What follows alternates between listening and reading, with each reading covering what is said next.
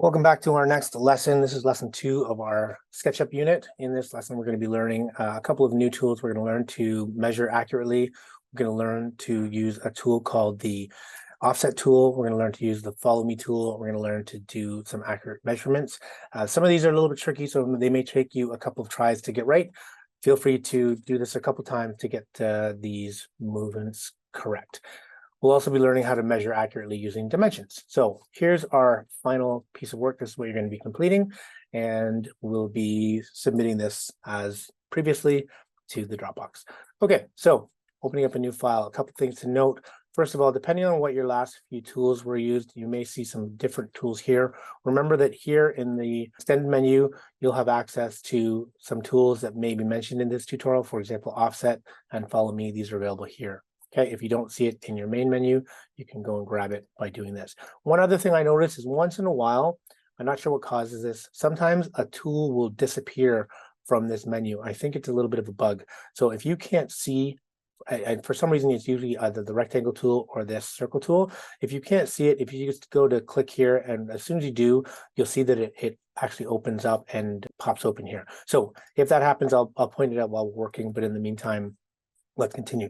The first thing we're going to do is we're going to reset our settings so that we're working in metric. By default, because this is an American-based company or program, it works in imperial. I will show you how to use that, but typically everything that we do in this class will be done using metric. So if, for example, I start making a rectangle and I click to start and click to finish, you'll see at the bottom right, you're getting some dimensions, and those dimensions are in feet and inches. So you can see it says 6, that little dash there is feet, 7 inches, and then the comma is sort of the separation between the length and the width. So right now, the length is 6 feet, 7 inches, and the width is a fairly confusing number. It's 12 feet by 15 over 16 inches. Okay, so we typically don't use this called imperial. We don't use this in Canada.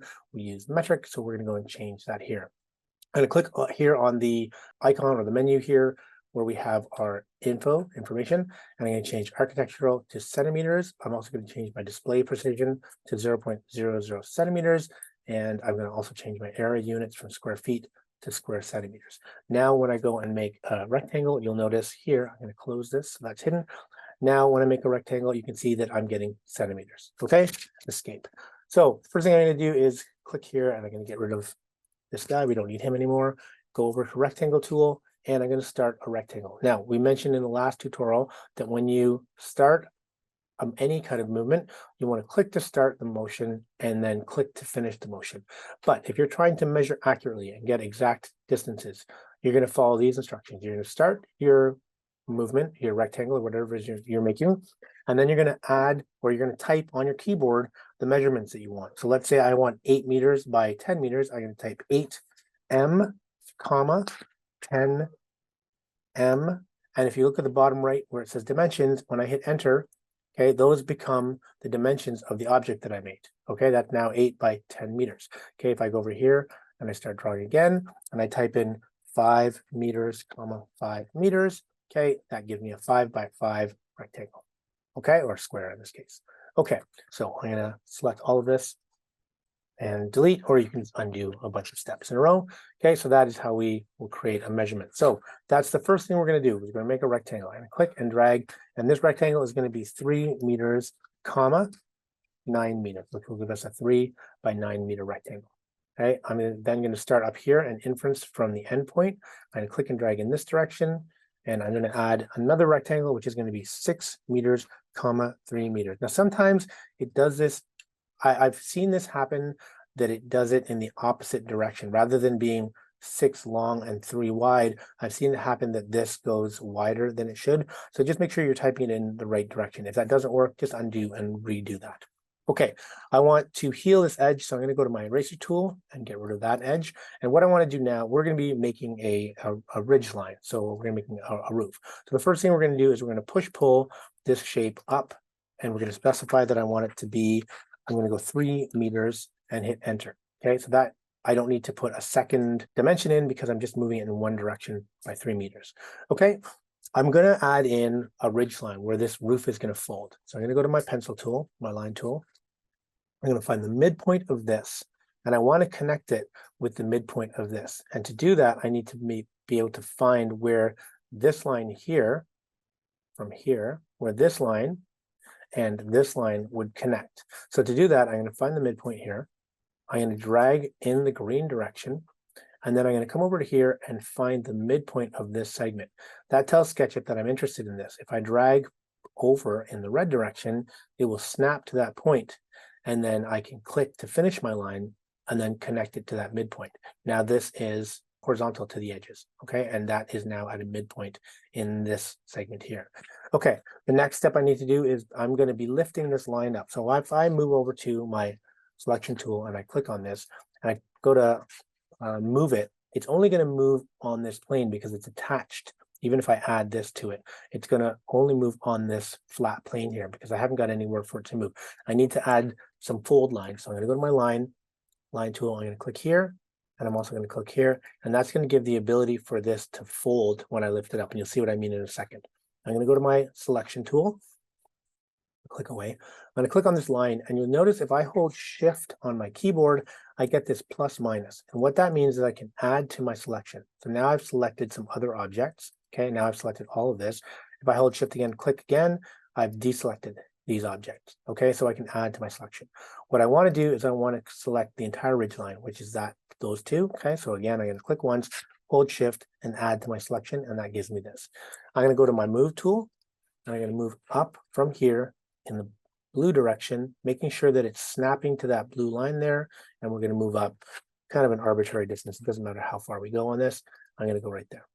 All right, from here, we need to now learn a couple of other tools. So we're going to go to something called the offset tool. Now you may need to, as I mentioned, you may need to go into this menu to find it. The icon looks like this. Mine happens to be here because I've used it recently. Offset will take any shape that you have, and it will offset the edges. Oh, let me just deselect. I shouldn't have anything selected when this happens, so I'm going to click away from it. Go back to my offset. Okay, and when I click on this face here, it will offset the size of the next object, either in or out, equal in every direction. Okay, I'm going to undo that. Same thing here. Okay, it will make it larger or smaller depending on. It's a little tricky to get used to sometimes. Okay, you can see it's trying to figure out what I want to do. So that's going bigger. Okay, I'm going to undo that. Same thing here, a bit here. Okay, I've offset evenly from every point on this shape. Okay, bigger or smaller depending on what I'm trying to do. Okay, so that's the offset tool. We're going to look at that. We're all going to be using that in a minute. And we're also going to be using another tool called the follow me. But for now, let's take a look at how we're going to use offset. I'm going to orbit underneath my shape here. And I'm going to use the offset to bring in all sides of this thing evenly. So I'm going to click here and drag in. And I can be specific. So I'm going to go, if I say 15 centimeters, okay, it'll offset it by 15 centimeters. Okay, I can then take my push-pull, which is this tool here, and I can push this edge up all the way around. Okay, I'm not going to go right to the top here. Okay, I don't want to go all the way. I'm going to leave myself a little bit of room. So I'm going to go to say about there. That looks okay to me. Okay, and you can see it went all the way around evenly. Okay, so I've got an even 15 centimeter ridge all the way around my house. Okay, if I want to, I can again pull this back down. Okay, depending on how I want it to finish up. Okay, hopefully that makes sense.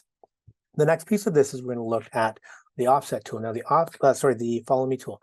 This is a little bit tricky to get used to. Okay, we're going to look at how to do this.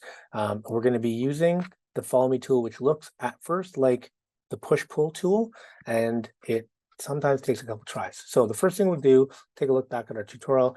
We're going to be adding these two pieces. Okay, this window and door, which we've done before, and this trim piece here is done using the follow me tool. So let's look at how we do that.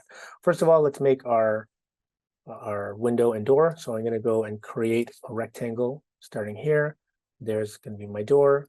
Here is going to be my window. I'm going to make go to my offset tool and offset this window a couple of times. Okay, and then I'm going to push pull just to create a little bit of depth in here. Okay, so there's my window. And then I'm going to similarly offset this, but let's take a look at what the problem is. When I click to, I'm going to select nothing, make sure nothing, oops. I'm gonna make sure nothing is selected. Okay, if I click on this offset tool here and I go and click on this object, notice that I'm creating more edges than I want, right? I don't want this to be 4 edges. I only want to move 3. Now I can do this. I can make it bigger and then erase this, but there's another way to do it. So what I'm going to do instead is I'm going to select this edge.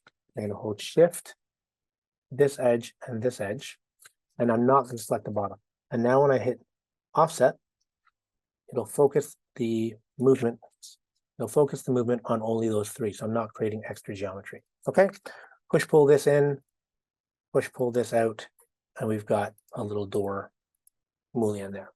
All right, the next step is we're going to create this trim piece here that goes all the way around. To do that, we're going to zoom in just down here, go to my line tool, and I'm just going to create a little edge, making sure that it's in the red direction. I want it to be parallel to an axis. All right, and what's going to happen is if I go to push pull and I push pull this, push pull, and I push pull this out, you'll see that it stops. It won't go past this edge. Okay, but what I want to do is I want to have it go beyond here a little bit so that I can wrap it all the way around. But that's not the right tool to do this with. What we're going to do instead is we're going to use the follow me tool. So let's go here. Okay, you might have to find it here in this menu. There it is, follow me. And what you're going to do is you're going to follow, it's a little tricky. You're going to follow an edge. So I'm going to click to start this, and it starts off, but looking a little bit like the push pull. But as I follow around this edge here, and notice it's trying to figure out what I want. So you have to follow an edge to make this work really well. The tricky part to this is as I try and continue, I don't have as much control. I got to orbit and continue. And you can do it this way, but you end up losing kind of what you were trying to get. It's a little tricky. Okay, so what I'm going to do instead is I'm going to click to finish that and hit undo. And instead, I'm going to orbit underneath so I can see the entire bottom face. And now what I can do is it makes it easier for me to follow. So I click here to start it. And now I can go all the way around because I'm now following this line. And you can see it just continues following all the way to this point. Now, it's sometimes a little tricky to finish. So just make sure that you zoom into where you want to finish up and click right there. And now I've followed all the way around. Okay, so that's one way to use that tool. I'm going to undo that and show you another way, which is even simpler. It just takes 2 steps in a row and it looks like it stopped working halfway through. So I'm going to select this bottom face, which basically selects all of the edges that I want. And then I'm going to go to my, actually what I'm going to do is I'm going to select the line that I want. So the line that I followed all the way around, I'm going to hold Shift and select each of these segments until I've got all the segments that I want all the way around back to the beginning. Now I'm going to change my tools. Now I've got a selection made, and as soon as I change the tool, it's going to look like I've lost my selection, but I haven't. I go to this tool, the follow me tool, and you see that that blue line disappeared. But what I'm going to do now is I'm going to click in here on the piece that I want to follow the selection that I just made, and it automatically follows that selection because I had that previously selected. Okay, so try that. If it doesn't work the first time, try it again. It's not that it's hard, it just requires you to do it in a couple of specific steps in the right order. Okay, the last piece we're going to do is we're going to learn a new inference, and that's going to be a parallel inference. So I'm going to take a line here and say I want to follow this line exactly. Well, I'm going to start by going here and making a line, and you can see it's kind of arbitrary. Okay, I want it to be exact. So if I go over here and put my tool over this line, it tells SketchUp again that I'm interested in that line. So when I do that, it gives me this purple inference, which says parallel to edge. I'm going to continue up to this point to find the end point, and then where those two connect is going to be my finishing point. I can do the same thing, pick up this purple to say I'm interested in that, and continue until I get to the end point here. And now I've created that the way I want it. I'm going to orbit underneath, and I'm going to push pull P on my keyboard, push pull that so that it's in line with this guy. And then with my eraser tool, I'm going to heal this edge. Okay, and so there is our house. Okay, it should look like that when you're finished. Go through a couple times, practice those skills. There's more to this tool if you want to spend some time working on it, but your submitted work should look like this. When you're done, your house should look very similar to this one. Okay, at the same angle, go and make your images, go and save your PSD and submit your SketchUp file to the Dropbox in Brightspace. Okay, good luck.